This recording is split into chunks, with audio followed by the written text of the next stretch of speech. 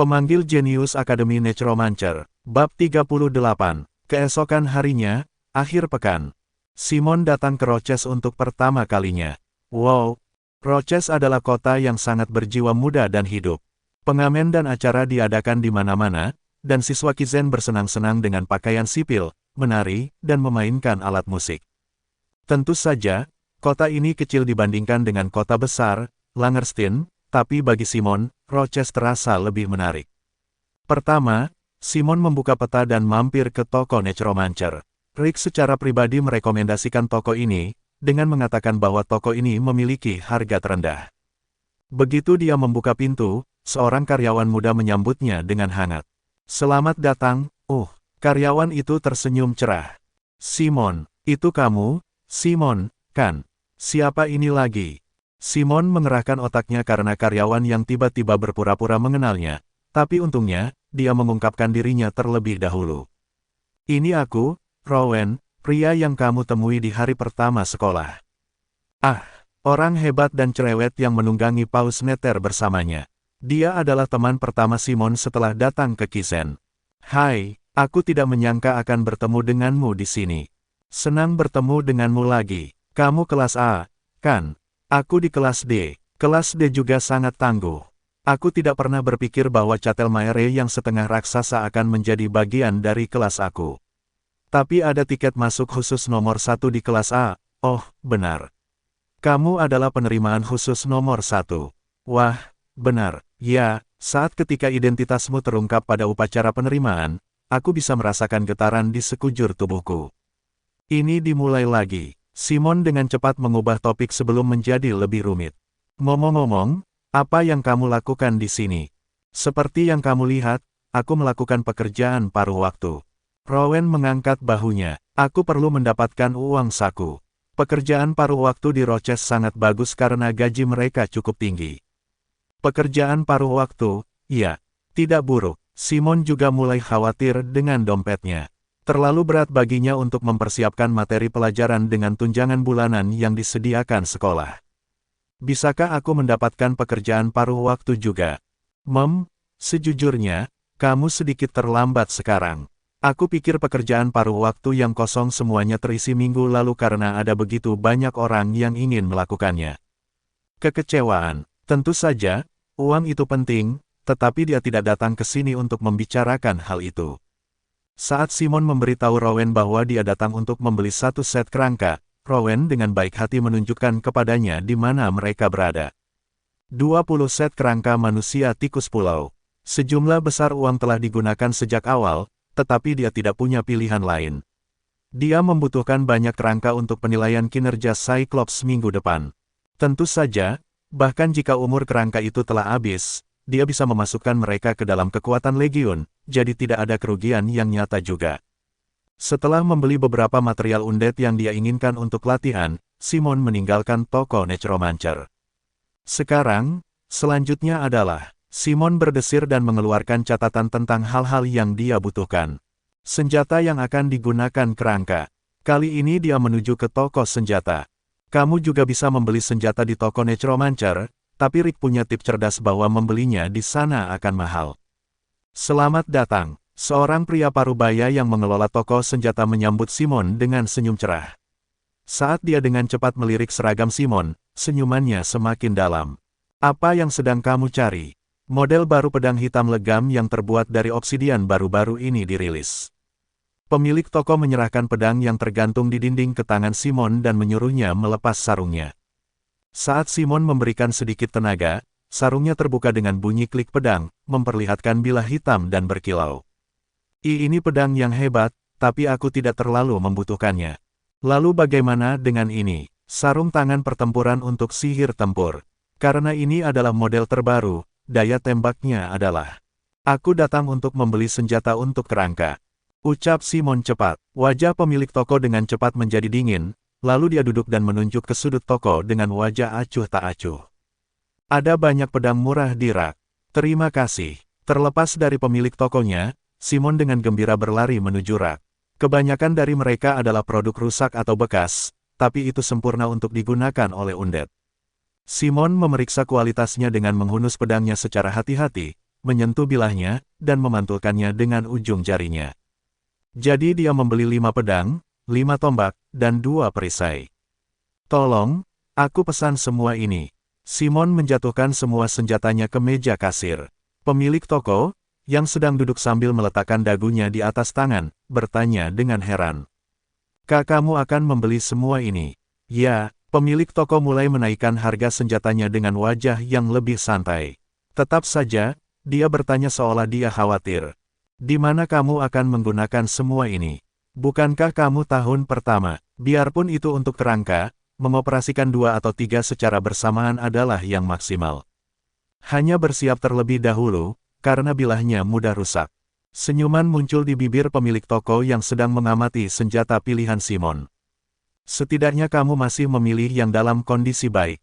Sepertinya kamu sudah cukup sering memegang pedang sebelum datang ke Kisen. Tidak seperti itu. Ayahku baru saja mengajariku cara memilih senjata yang bagus. Wah, kamu mempunyai ayah yang hebat. Pemilik toko tertawa terbahak-bahak. Meskipun sekarang ini adalah era Necromancer dan Priest, ada sesuatu yang disebut fundamental, loh. Dasar-dasar, jika kamu seorang pria, kamu harus membawa pedang yang bagus di pinggang kamu dan, kamu tahu, mampu melindungi dirimu dengan itu. Sangat, rupanya, lelaki tua ini memiliki rasa tanggung jawab yang besar dalam pekerjaannya. Saat Simon menimpalinya, pemilik toko terus tertawa seolah-olah dia merasa senang. 250 perak pada 5 pedang set senjata eksklusif kerangka, 200 perak pada 5 tombak, dan 100 perak pada perisai kayu. Totalnya 550 perak, tapi aku hanya punya 500 perak. Terima kasih banyak, akulah yang seharusnya mengucapkan terima kasih. Seorang bangsawan muda mencoba menyenangkan rakyat jelata seperti kita. Ah, mohon tunggu di sini sebentar. Pedagang peralatan pergi ke belakang dan mengeluarkan busur, anak panah, dan tempat anak panah setelah beberapa saat. Ini adalah busur dan anak panah dengan efisiensi hitam legam yang tinggi karena terbuat dari kayu eboni.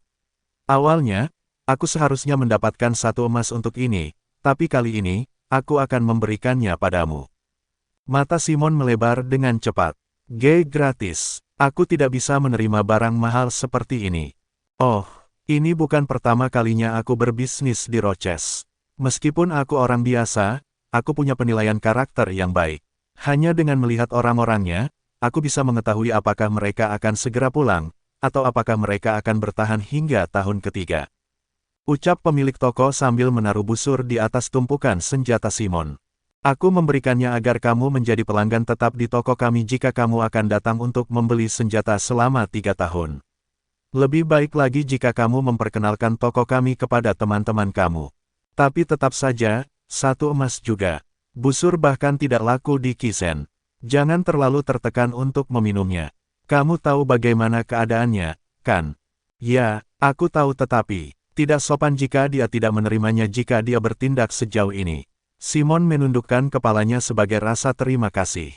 Silahkan datang lagi. Simon menuju ke tempat berikutnya dengan suasana hati yang ceria saat dia menyelesaikan belanja hematnya. Dia juga membeli beberapa material yang dibutuhkan untuk kelas lain, seperti Poisonous Alchemy, dan menempatkannya di subruang.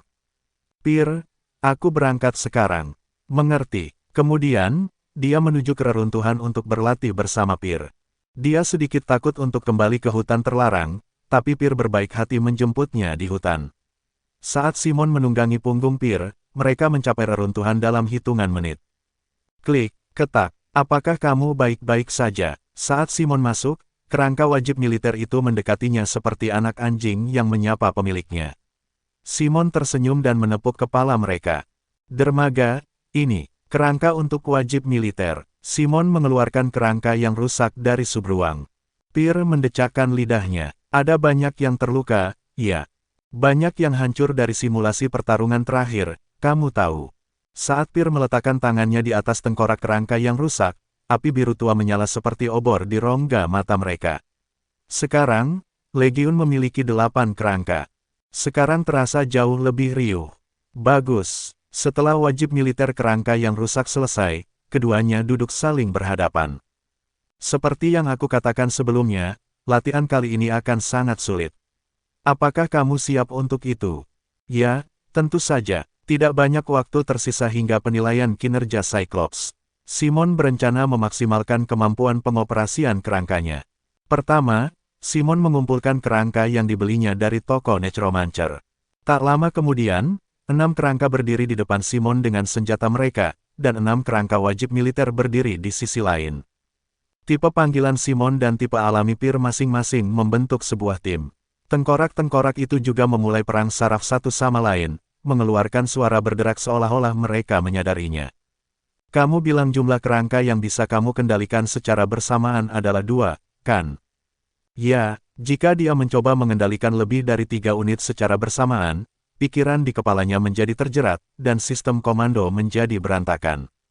Yang terpenting, dia tidak dapat menahannya karena kekuatan mentalnya menurun dengan cepat, dan sakit kepala yang parah terjadi. Hehehe, tidak perlu terburu-buru. Yang penting bukanlah berapa banyak unit yang bisa kamu kendalikan secara bersamaan, tapi seberapa baik kamu bisa menanganinya, meski hanya 1 atau 2. Dipahami, aku juga akan mengontrol hingga 2 unit sekaligus. Ayo, nak. Ya, Simon mengulurkan tangan kanannya, mengenakan biaya. 2 kerangka dengan pedang melompat dari lantai. Pyr juga membuat 2 kerangka yang memegang pedang menyerang. Dentang, kang, bentrokan terus-menerus. Suara keras besi yang mengenai besi bergema saat pedang itu bertabrakan. Saat Simon memikirkan langkah apa yang harus diambil selanjutnya, 2 kerangka Pyr dengan tombak menusukkan senjata mereka dari belakang. Mundur. Kerangka Simon mundur sedikit. Kemudian, kerangka Pyr dengan pedang di depannya mendorong kerangka yang kehilangan keseimbangan ke belakang. Dentang, bentrokan. Kerangka Simon menerima serangan pedang dalam posisi berbahaya dengan punggung tertekuk. Kemudian, seolah-olah mereka sedang menunggu, kerangka dengan tombak kembali dan mengenai kaki mereka dengan tombak, dan kerangka Simon jatuh ke lantai, tertekan. Aku tersesat. Menelan rasa frustrasinya, Simon menurunkan lengannya dan menoleh. Kamu curang, Pyr. Kamu bilang kamu hanya akan menggunakan 2 unit sekaligus. Tidak mungkin dia bisa menang karena skornya 4-2. Pyr terkekeh mendengar keluhan Simon. Apa yang kamu katakan? Aku juga hanya mengendalikan 2 unit, sama seperti kamu. Hah, apa yang kamu? Sebenarnya dia melakukannya. Pyr pertama-tama menggerakkan kerangka dengan pedang, lalu kerangka dengan tombak. Dia kemudian kembali ke kerangka dengan pedang lagi, menyeberang ke tombak, dan mengulangi gerakan tersebut. Yah, itu bukan masalah besar. Ini disebut operasi silang. Ini untuk memperluas cakupan kendali terbatas dengan menggerakkan kendali kerangka secara cepat. Jika kamu tidak dapat terhubung ke beberapa kerangka secara bersamaan, kuncinya adalah mengoperasikan 2 kerangka sekaligus dan membuat semua kerangka bergerak. Apakah kamu memahaminya?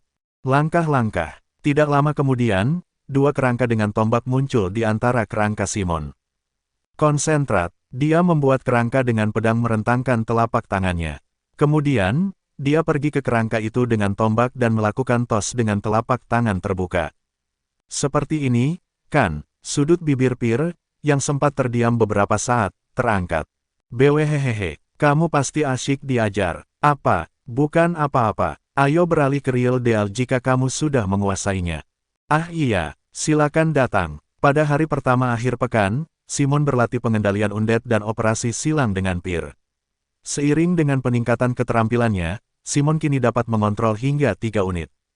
Sore berikutnya, dia kembali ke Kizen. Dia tetap selaras bersama Meilin, Chami Bares, dan Rick untuk berlatih untuk pertarungan sebenarnya. Simon akan mencoba mengulur waktu dengan para undead dan pertarungan akan dimulai setelah menyerang Cyclops dengan 4 X-House dan 1 Dark Flare pada saat yang bersamaan. Mereka secara bertahap akan melemahkan Cyclops, dan pertarungan akan berakhir dengan kemenangan setelah memberinya 2 Dark Flare tambahan. Untuk mengurangi kesalahan, mereka hanya berlatih pola yang sama berulang kali. Itu bukanlah simulasi Avalon, dan itu hanyalah pertarungan khayalan yang terjadi di udara kosong, tapi itu saja sudah melelahkan.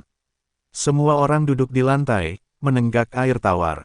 Simon, tutor yang kamu temui di Roches pada akhir pekan, siapa itu? Simon merasa tersinggung mendengar pertanyaan Chami Bares. Itu hanya seseorang yang aku temui melalui bantuan ayahku. Mengapa? Menurutku kendali undead Simon telah meningkat pesat. Ya, itu sebenarnya benar, Rick. yang sedang berbaring telentang di tanah kosong, duduk. Sekarang dia menggunakan 3 kerangka sekaligus. Apakah mungkin untuk meningkatkan keterampilanmu dalam waktu sesingkat itu? Mei Lin juga mendorong kepalanya ke dalam seolah dia tertarik. Orang macam apa mereka? Seorang ahli nujum profesional. Dari Kizen. Tiba-tiba, mata ketiga orang itu terfokus secara bersamaan. Simon tersenyum canggung. Alasan apa yang harus aku buat?